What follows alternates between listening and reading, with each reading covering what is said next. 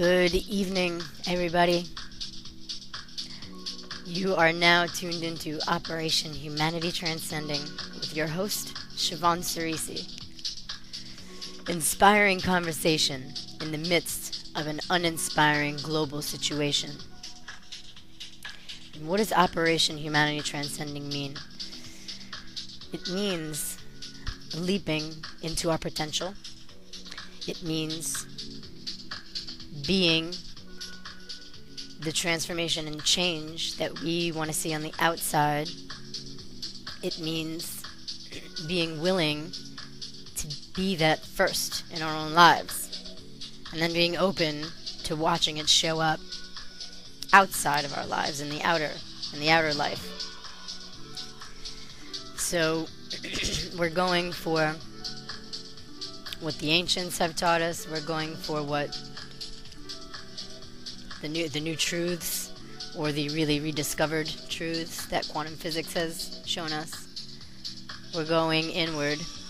That's what leaping into our potential, inward potential, so that we effectively change the outer too by changing the inner. So it also means moving beyond the systems, moving beyond the programming, moving beyond the dependency on the matrix, moving beyond the agendas of the elite, of the global government, the United Nations, of the central bankers, moving beyond their creations, their false, illusory systems that operate largely by deception. So moving beyond the system, and I really mean moving beyond. In my view, it does no good to fight the system. That's one direction we can put our energy in, and I think there's a better direction, and that direction is just moving past it, beginning to focus our energy there. Because all of this combined has lulled us into a deep sleep, like a coma. And so many of us are waking up now. And so many of us have been waking up. The interesting thing about becoming aware of this information for me, and for some other people I've talked to, is that it doesn't stop. The awakening, the discovering, and the revelation doesn't stop. The deeper we look, the more truths we uncover. So that's the same with this situation, the situation of lockdown by the elite. So desperate, trying to lock down on our freedoms, and pretty much every layer of us, from our mind to our physical bodies, tracking us through phones, tracking our emails and phone calls. You know, it's like we're owned in a way. And this is about taking responsibility for ourselves again, owning our own self. Really waking up to that nobody owns us, nobody owns me. I don't want to live my life like that.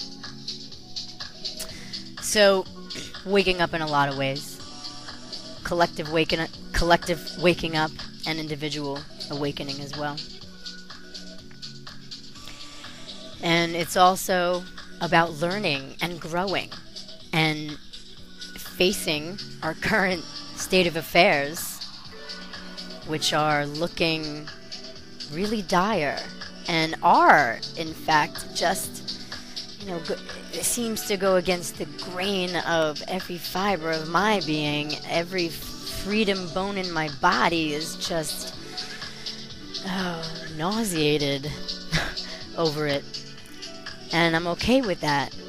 I don't suppress that feeling, because then I'd be useless to my own self, and that'd be torture. So I acknowledge that that's there, and I make peace with it, and take effective action. Whatever that action is, whatever that action looks like for me, I take actions that, make me feel good about being aware, about speaking about it, and about creating change. It's like we don't see the whole entire path, but if we can take actions in the direction we want, change arises. So we're very powerful beings, and Operation Humanity Transcending invites you to leap into your being, every level. Leap into your potential. And let's shift our inner world and watch the outer world shift as well. Again, welcome, welcome, welcome to Operation Humanity Transcending.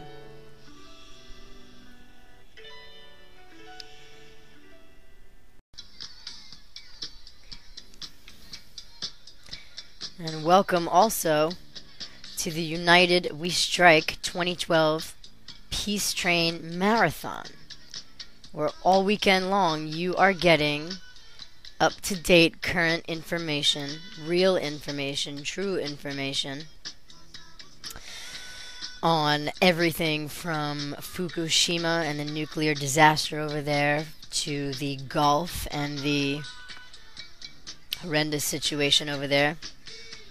People's health is suffering greatly because of all the toxins that have been laid down deliberately. And then I'm looking at Sheriff Mac's information, and I am just thrilled about it.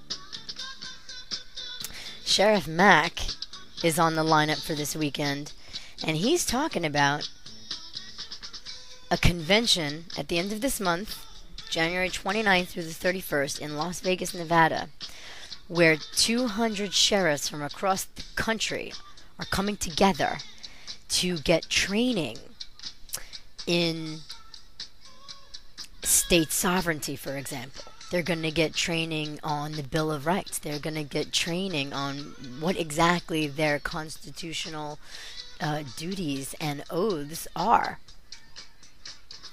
They're going to get training in Agenda 21, United Nations spawn, completely infringing on state sovereignty, privatization of public land.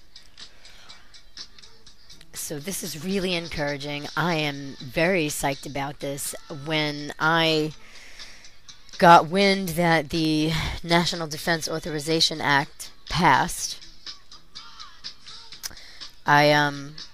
after feeling nauseous about that and obviously not pleased with it, I sent an email to my county sheriff, and I copied some other people on the email just for purposes of accountability, so that other people know that the communication was sent.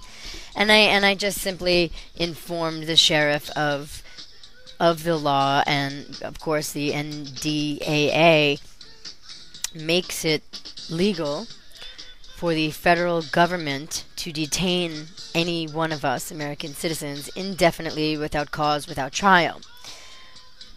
Completely dangerous, completely different than what we've known all our lives.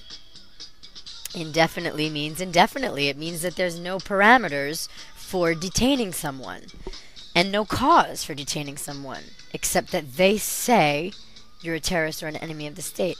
So this is what's going on, and it's important for sheriffs around the country to be aware, because the sheriff has ultimate jurisdiction and can say yay or nay to the federal government's enforcing of the law in his or her jurisdiction.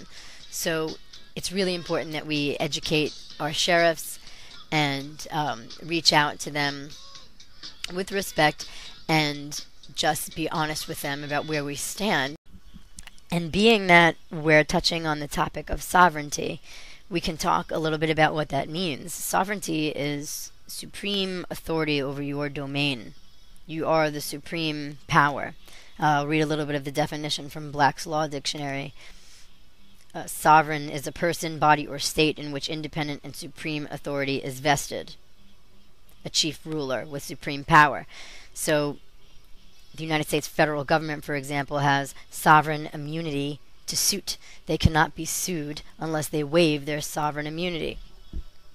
They're immune from lawsuit unless they consent to it. Right? So unlike us, we are trained to believe that if we get served a lawsuit, that we automatically are subject to that. Well, that's not so for the federal government. They're immune from suit. And so are the central banks. The central bank officials, per their agreements with other governments, also have immunity from jurisdiction, the power to apply law. You can find that in the Bank for International Settlements agreement with the Swiss federal government. It lays out all of their exemptions and immunities. So the bank is immune from paying all sorts of taxes. They cannot be sued. The federal laws of whatever country they're in cannot be applied to them. Their records are inviolable. That means they cannot be accessed by anybody at any time. They exercise their own police power.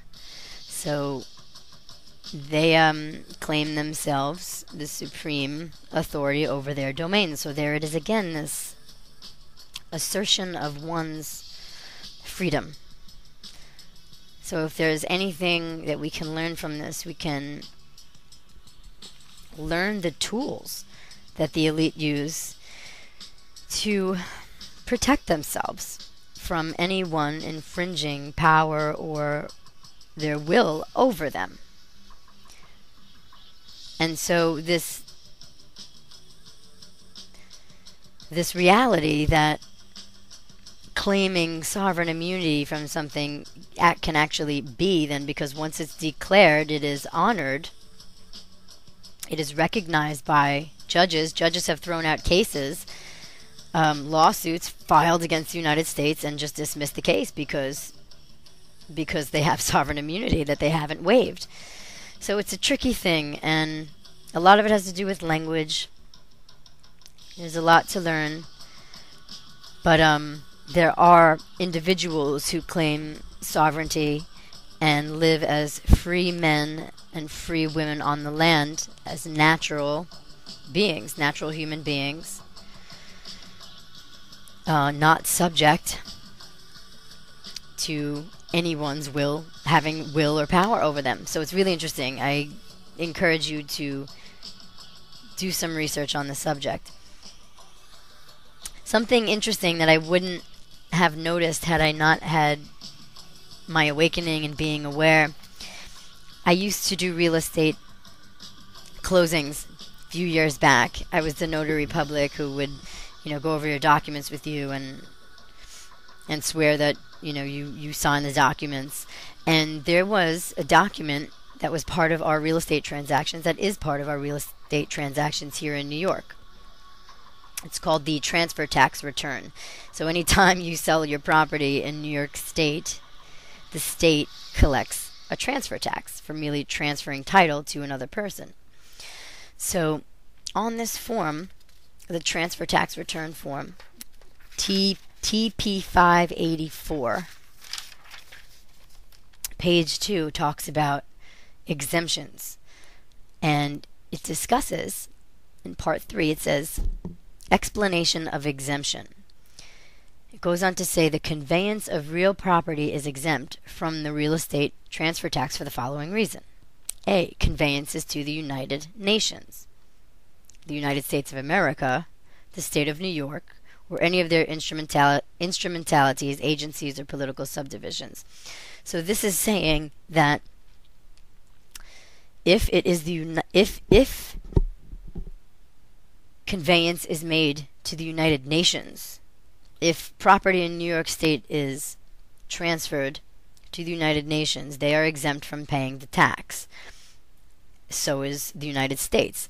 It's interesting that the United Nations is listed before the United States, and really what that means, that the fact that it's there in this document is saying that the United Nations has some sort of interest or ownership to the property to begin with. So this definitely raised a red flag for me when I started doing my own research and looking into global government and the United Nations, and how their presence underlies much more than we think it does. Agenda 21 is all about quote unquote preserving biodiversity and protecting the resources of the country, of the countries that it's in. And this is really about taking control of the resources of the land of the country. And so it's all under the guise of, as always everything is, of it's good for us, we need it. But this is interesting to see that in a New York State real estate document, we see the United Nations is exempt from paying the tax. So it's all around us. All the signs are there, all the evidence is there all around us. So just one more piece on sovereignty, just to give you an idea of how this works and how it's recognized by law.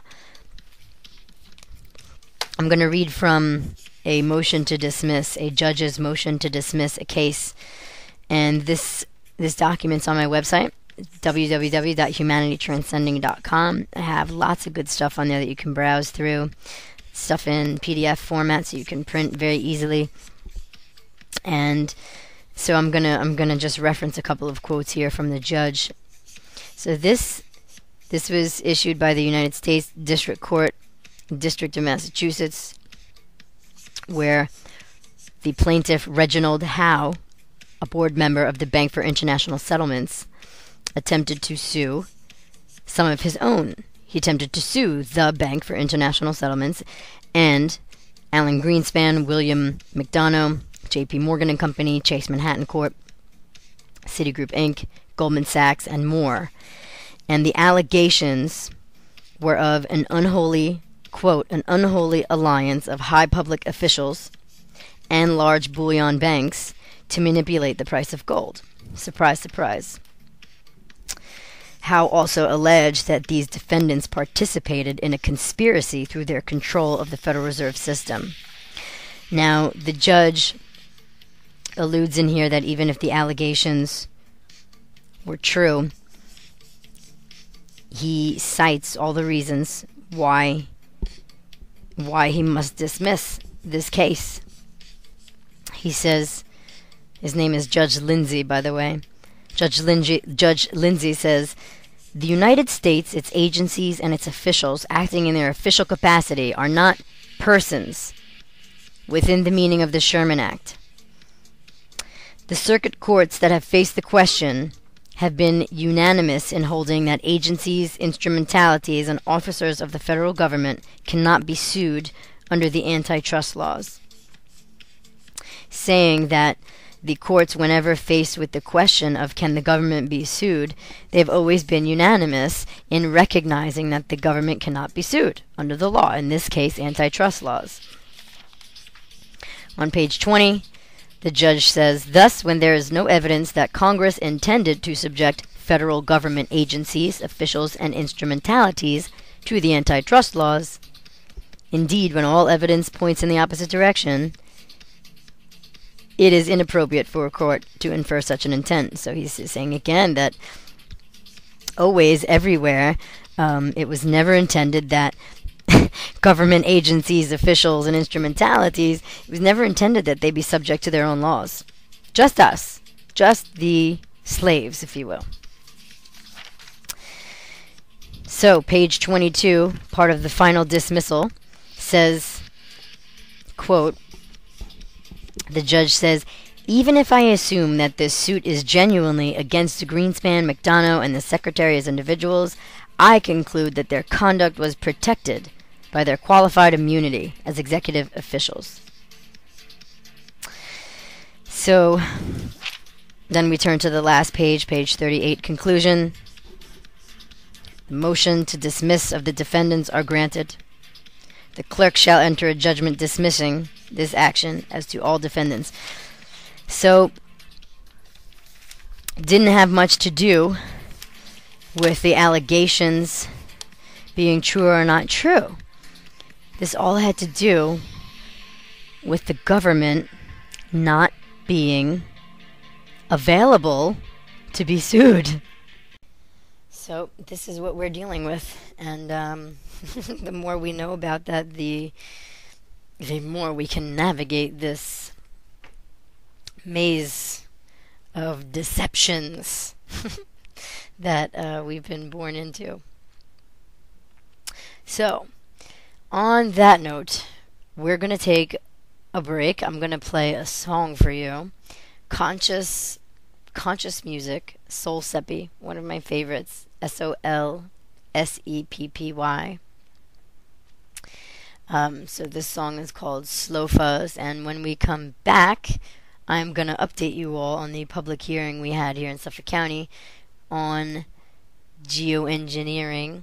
We made it about geoengineering and decided to educate and inform the full legislature. About 100 people came. Every seat was full in the House.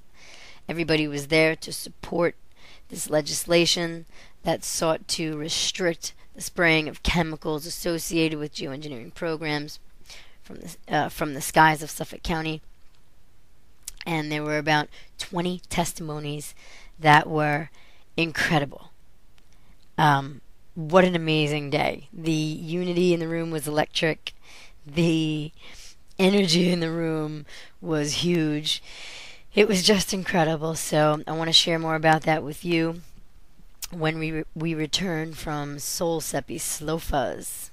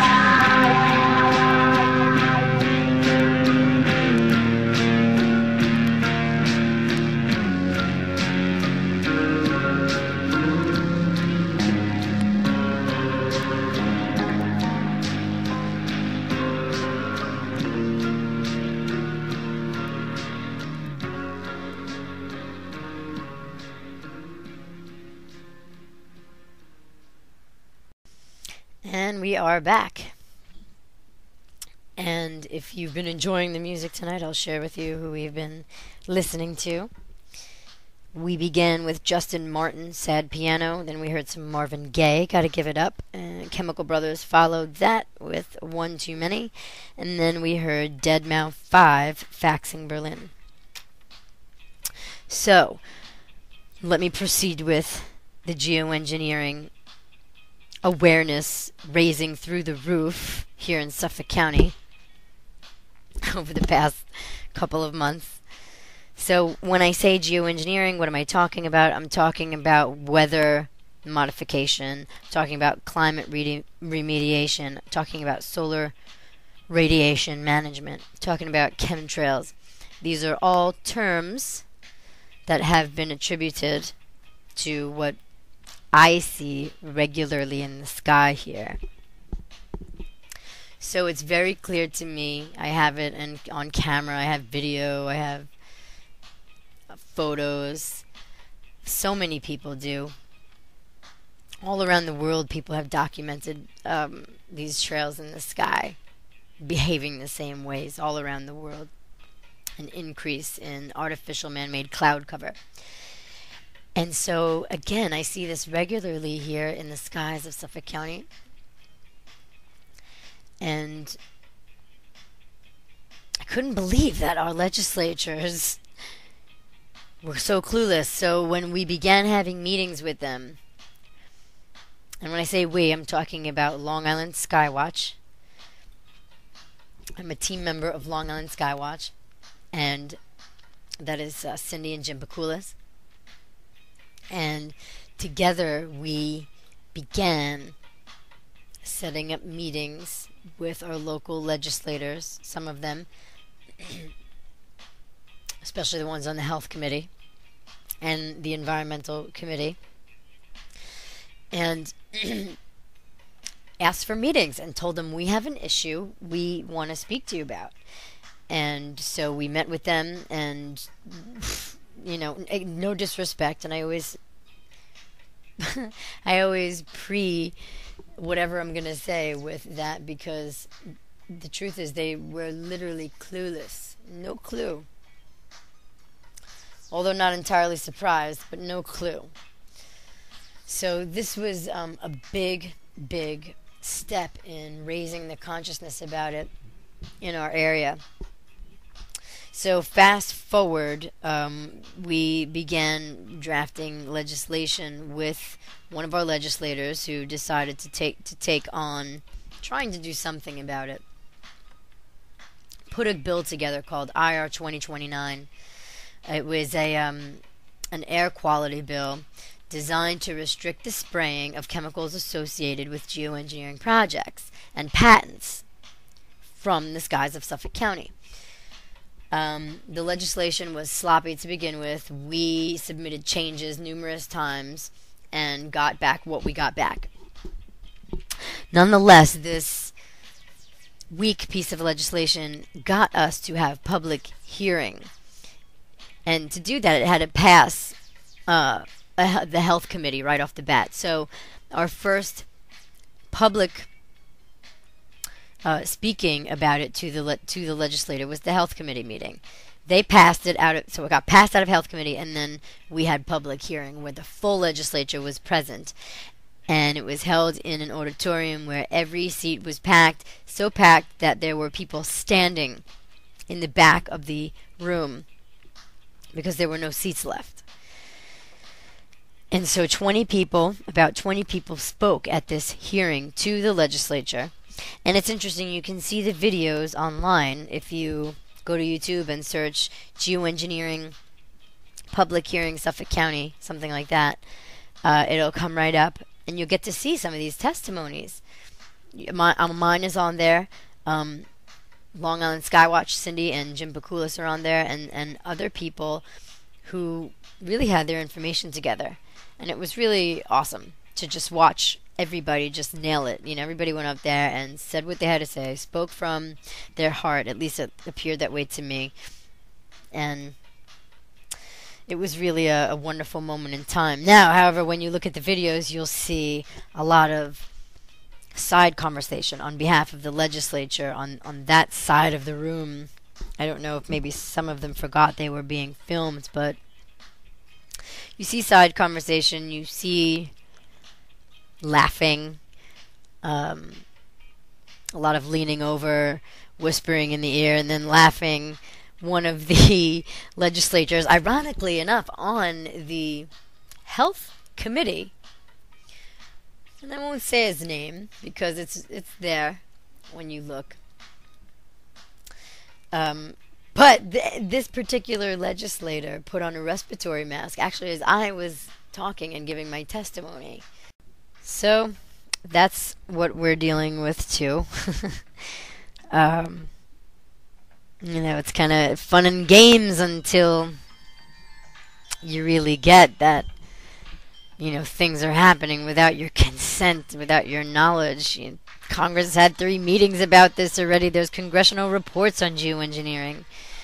And yet, nobody at the local level is invited. Nobody talks about it in Congress.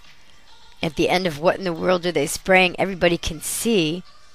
The filmmakers go to D.C. to try to talk to some congressmen and congresswomen about geoengineering. And nobody, none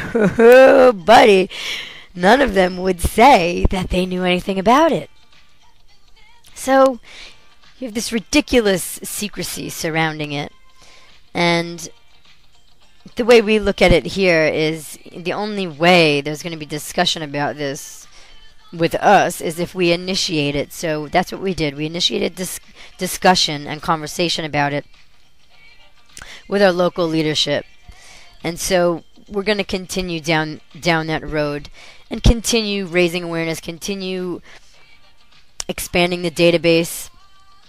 Through the hearings, we, as Long Island Skywatch, met many people now that we're in contact with. Long Island Skywatch has actually grown.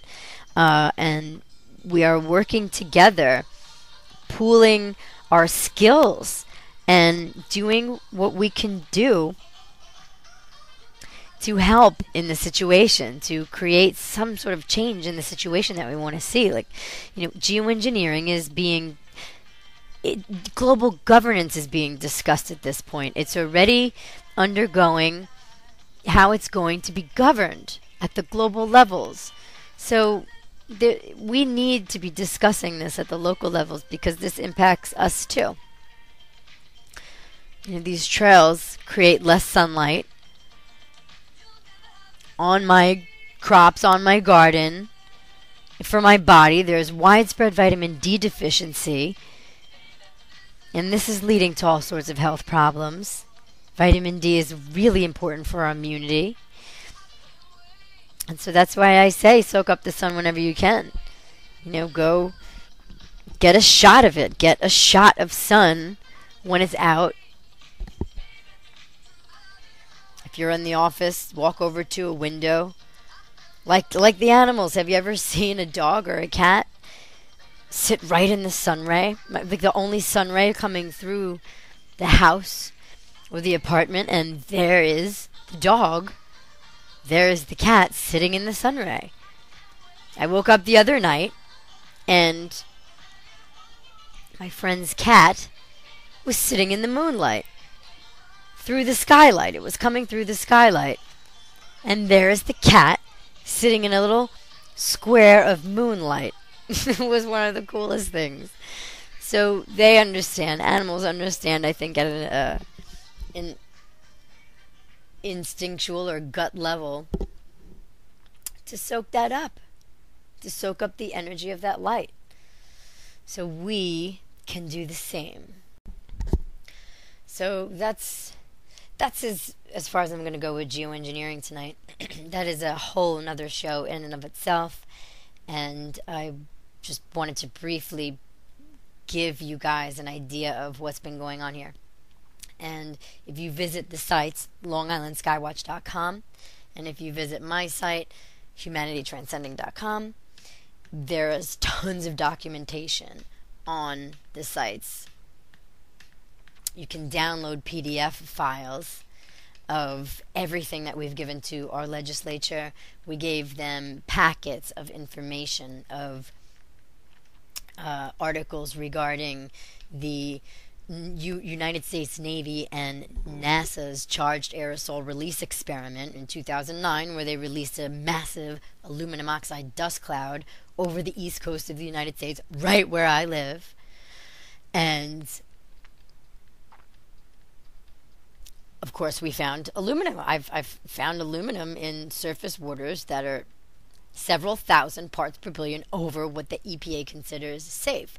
So whether the aluminum is being leached from the soil from increased acid rain, because all of these extra injections into the sky, these chemicals, some of the patents call for sulfates, and some of the reports call for sulfates. And so if this is the case, this increases acid rain, which leaches aluminum from the soil, or it could be a result of the aluminum oxide dust in the atmosphere for what could have been months at a time, because this article right off of NASA's website talks about how they could track the dust cloud for days or even months. So this is dangerous. Aluminum is toxic to the respiratory system and the nervous system, and they're dumping it right over our heads without our knowledge again, without our consent again. So this is same thing about getting this information out, that this has happened and is happening.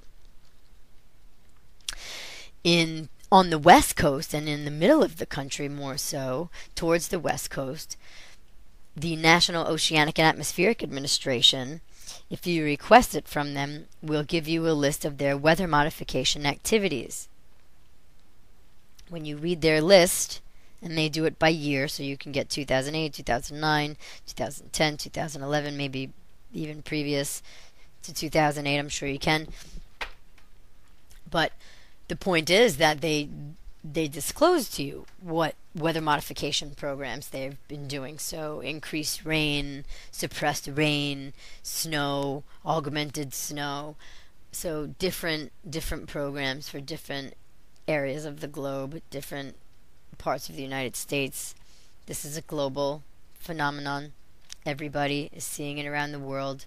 Well, those that are aware anyway, those that look up, because that's all you need to do is if you just start looking up regularly, you'll notice that the sky looks very different than what it used to look like, that there's something different about these types of clouds than a regular jet contrail that you've seen coming out of a plane, dissipating as it goes along.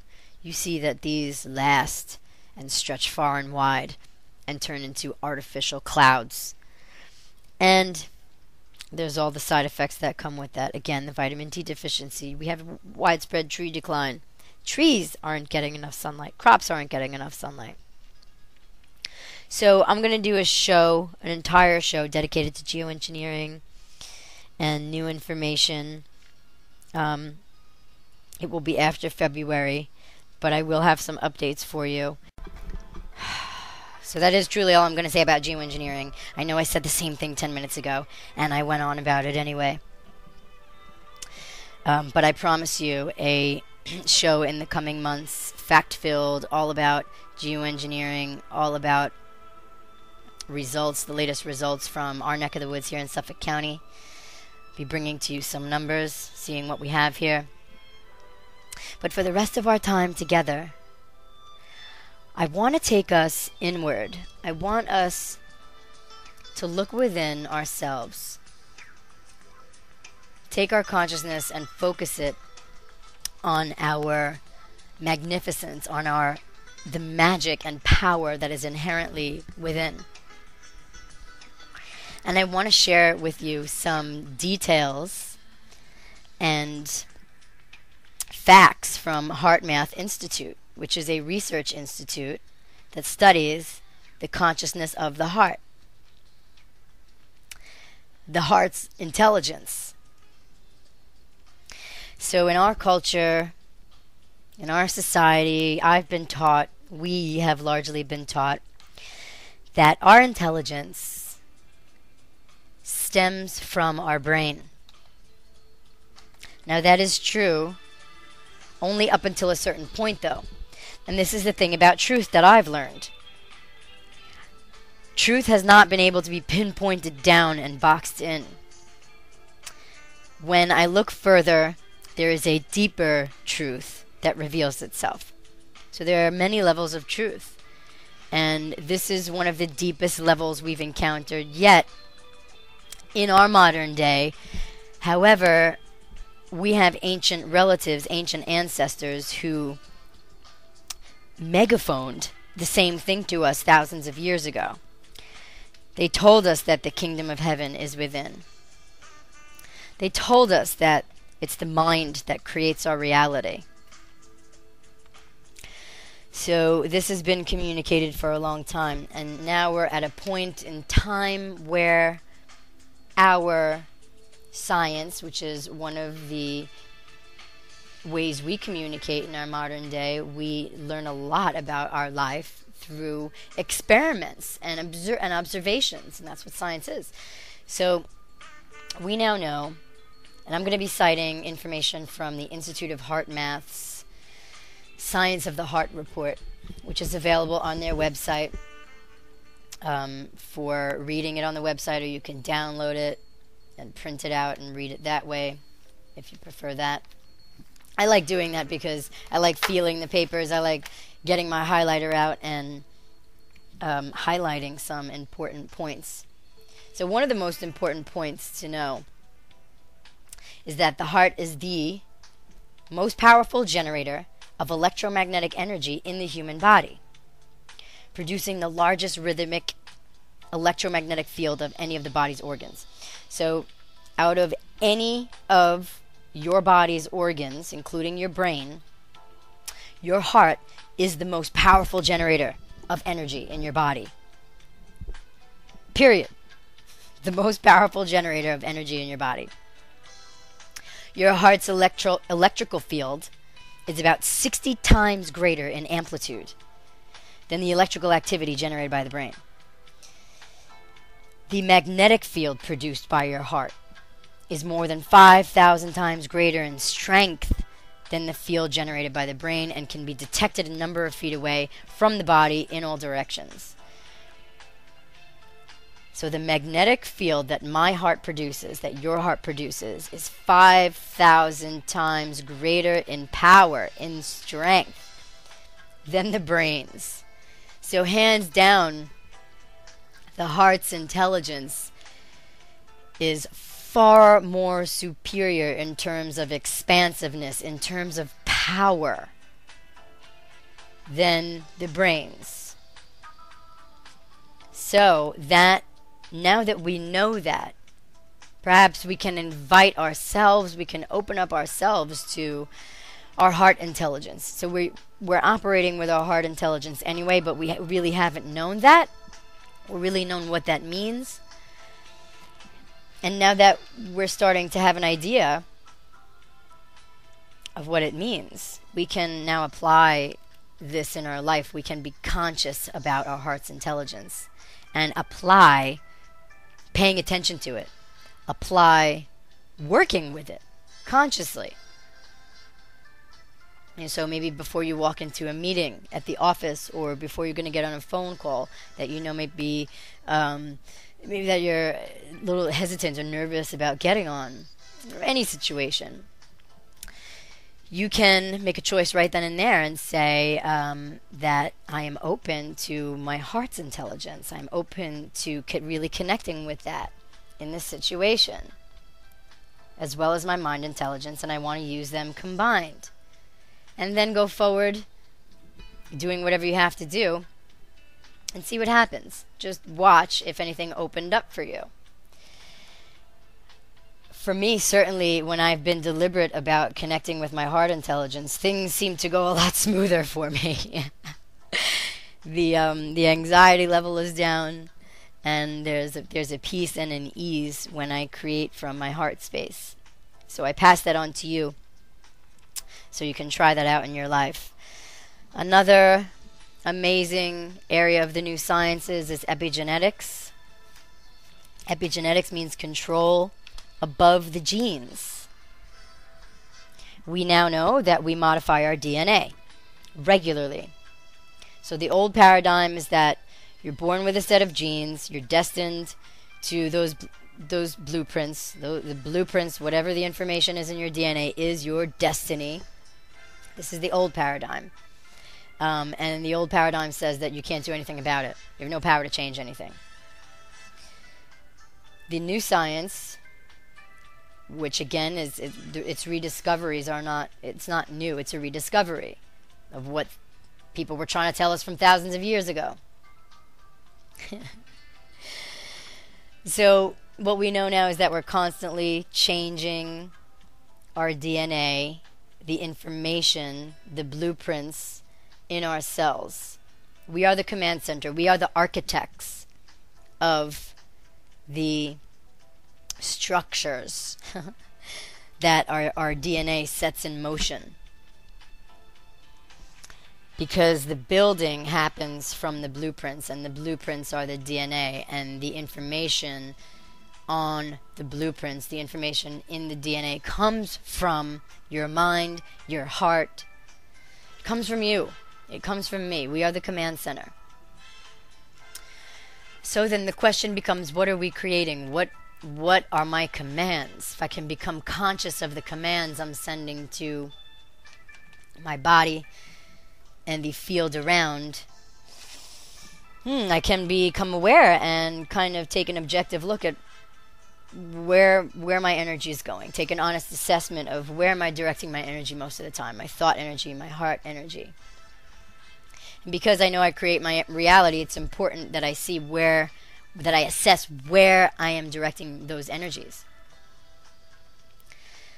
So what else is interesting about epigenetics is that any modifications we make to our DNA simply by thinking, feeling, eating because nutrition is involved, stress, all of those things change our DNA constantly. These upgrades or downgrades can be passed on to future generations. So I liken this to the family curse. If you've ever heard the term, family curse, something passed down in the family, let's say alcoholism runs in the family. Let's say, in my family in particular, some of the women in my family tend to get very offended at things that I wouldn't get offended at. And that's fine. I'm not judging them for that. But I recognized that it was in me, right? This getting offended. And of course it's, social too, and the schools I went to, we had no problem telling somebody to go fill in the blank yourself. But after a while, it just didn't suit me to be that way anymore. It cost me more stress than anything else when I would approach life like that.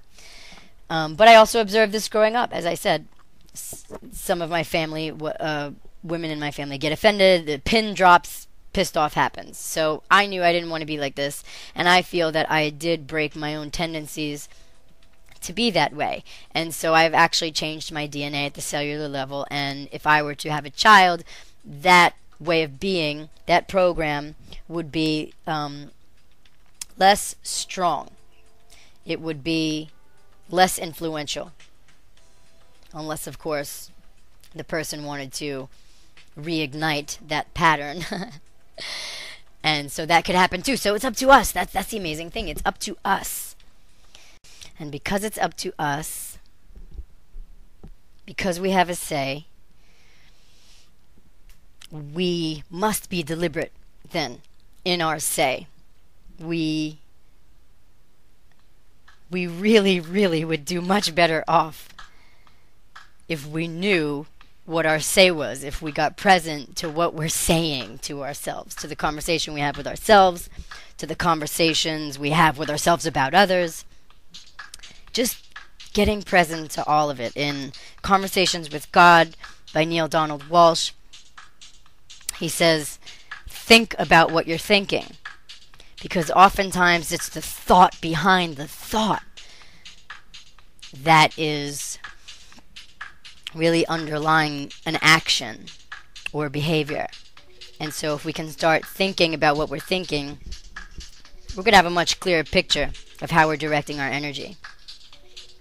So thank you for joining me this month on United We Strike Peace Train Marathons, a weekend full of groundbreaking information, breaking news from around the world, how people all over the world are taking actions to free themselves from this coming tyranny, well, the tyranny that's here, but the coming tyranny, from being purported by the New World Order, by the elite of the planet, who have, the same usual suspects who have their hands in just about everything.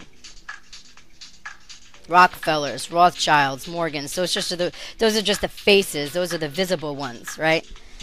Then you have the royalty of the planet. Then you have the secret societies that churn out our puppet presidents. They take oaths in secret societies and then go on to take an oath as president, but they can't share about their previous oaths. So, the two-party system is nonsense. It's another part of the illusion. So there's so much to talk about, and a lot of those points that I just brought up, you'll be hearing about this weekend. And so I'm going to be tuning in as much as I possibly can. I'm very excited to tune into what's next and what's upcoming tomorrow, all day long. And I want to throw out my site again for you. It's www.humanitytranscending.com. I am Siobhan Cerisi. I am the author of Operation Humanity Transcending Part 1. It's a detailed expose of some of the characteristics and operations of the New World Order, global government, if you will. It goes into the history of this country a bit, the financial history, who were the primary builders of it, as far as that goes, the financial end, and the education system in this country, how that too was primarily implemented to mold the minds of the young into proper slaves for New World Order, for the new world that they want to see. So, a lot going on. My book covers different pieces of it, and I find it fascinating. It is truly educational, and you can get that at Amazon for your Kindle or your PC, your computer. You can download it to your computer also. You can also get the audio version, where my dear friend, recorded me in his studio narrating my book. And it's pretty cool. It's very cool. He puts some music to it in the background, and it's a really fun way to get the information. So you can get the audio at cdbaby.com. You can get that on amazon.com too. Just so you know a little bit more about me, I am an interfaith minister in training under the New Light Sanctuary. I will be fully and officially ordained in March, and I'm very excited about that. So I've chosen a career of service to the magic, power, and potential in humanity. You could say the divinity in humanity. I want to pull that forth. I want you to live from your personal power and power with each other. Power over is on its way out. Power with is on its way in again. And this works well. It's worked well for me in my life. And that's part of the change I want to see in the world, is having power with each other and our own personal power as well, so that we can walk throughout life not in fear but empowered, knowing that we make the difference. I am also a spiritual life coach, and I want to open this up and offer it out to the audience. I take clients over the phone. I see people face to face, and I can only do it because I've had my own spiritual life coaching and counseling, and I've done a lot of self-improvement work, and I don't mean self-improvement on a superficial level. I mean, deep inner shifts, deep inner work. And I have so much to share from that angle as well, and I can assist you in moving forward in your life, moving through whatever stops you normally, so that you can be fulfilled, so that you can live your intentions. So good stuff. I thank you so much for joining me. Thank you for joining United We Strike. I leave you with a wish and a prayer for peace, for freedom, liberation from the illusions we've been programmed with, seeing more and more reality, seeing more and more truth, living from our heart space, recognizing the amazingness of us, ourselves and each other, going forward empowered. I thank you, and I send my love, and I will see you next month on United We Strike Radio, community radio, getting involved in the community, detaching from the matrix for the weekend. Go for it. Go for it. Show yourself what you're capable of. Until next time, I'm Siobhan Cerisi with Operation Humanity Transcending.